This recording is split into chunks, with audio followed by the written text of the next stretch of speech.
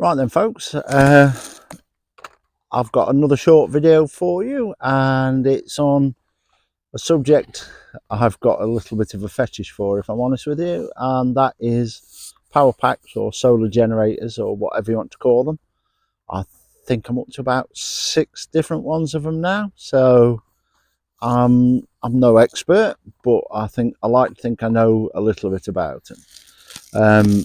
So the one we're doing today is probably the smallest, what I'd term as a proper power pack, and not the sort of things you'd use like a charging brick for your phone. And it is the Anker Solix C300, and it comes in 2 different models, and this is a 333 watt hour power pack. So I'll just reposition the camera and we'll have a rundown of everything it's got on it, and I'll tell you why I bought it and why I think this one will probably get more, if not just as much use as the others I've got. Okay, catch you shortly when I've repositioned the camera. Right then folks, we're going to do this freehand. I couldn't get a very good sort of view of it using the tripod because it is so small. As you can see, I'll put my hand next to it. That gives you a sense of scale. I haven't got particularly big hands, and it's designed to be very portable. What has it got? It's got a light up screen that gives you the percentage of battery remaining. This is something I like to see. I don't like the ones where it just gives you 5 bars and you don't know where you are, whether you're at 100% or at 81%. I like the fact that this gives you an actual readout. This button here is for Wi-Fi, for you linking it to your phone app. It won't work at the moment because I'm in the middle of a field, but if you've got this set up on your home Wi-Fi network and you're in range with your phone, you can control it. So if you were away from home and you could leave this connected to your home Wi-Fi network, you can control it remotely. We've got 2 standard USB.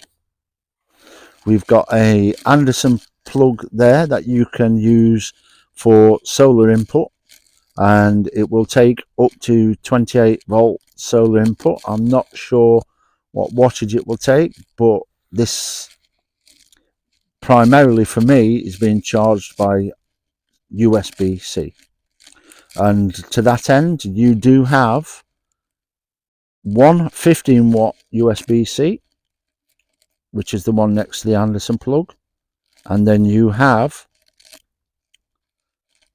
one 100 watt USB-C and 2 140 watt USB-Cs. The 2 140 watt ones are the ones you use to charge it, so they can be used to charge it either from mains or from solar. This button here turns on your car socket. Now this is the one thing I don't like about this unit, and that is the fact that this car socket cover is loose and just pushes in, and I will guarantee I will lose that at some point and I'll end up with an open car socket, albeit it won't be live because you can turn it off, but it'll just collect dirt. Apologies, the dogs were barking. One had managed to jump a fence. As I was saying, I know that is going to get lost. So that's the one thing I don't like about it. The other feature that I do like about this is this little thing up here, which is a pop-up light. Comes with 3 power settings, all of which take the lowest power setting takes out 1 watt, as you can see on the screen there. The medium one takes out 2 watts, and the higher power one takes out 3 watts. So I'll leave you to do the maths, but I get that on the highest power setting, you've got 111 hours 111 hours of power usage. I wouldn't like to push it because the screen is only saying 67 at 96% charge, but 70 hours of power of light from this little unit is quite impressive. On the back there is nothing. On the side you do have the openings for the cooling fan and some little hooks that you could potentially clip things onto, same on the other side, and that's the unit. It's quite a simple little unit, and I'll just change back on the camera and we'll discuss why I've purchased this unit. So why did I purchase this unit? Primarily just for its portability.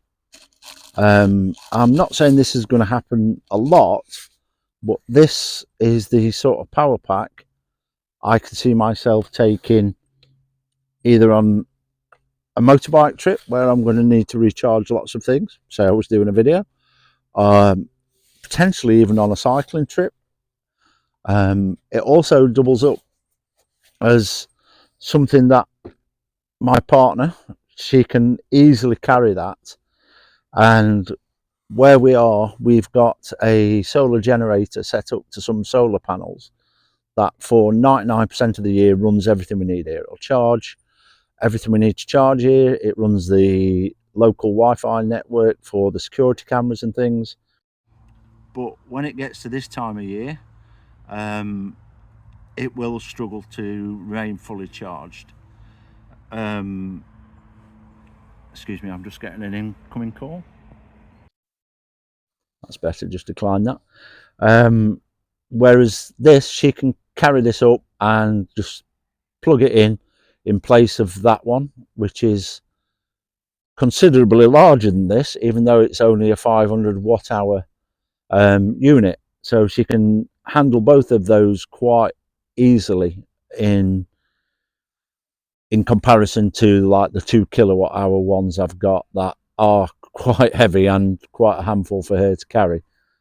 So it will be used as a backup for the field, and it will be used as one I take on trips where the other ones are just too big and too cumbersome to use. I'll keep you updated how I get onto it, but I can tell you now it has already done duty up at the field, and it's been up there for overnight while we took the other one home and charged it, and it ran the whole kit and caboodle, the cameras, the Wi-Fi, for that time, and used 4% of the battery life. So that's pretty good. I'm more than happy with that. I know she can take it away for a couple of days if needs be. If she forgets to bring it back the next day or something, we're not going to run out of power up at the field. So that's everything about that power pack. Hope that's been of interest to some of you guys out there. If so, please remember, hit that like and or subscribe. I don't like to say it, but it really does help. And above all, remember, keep on dabbling.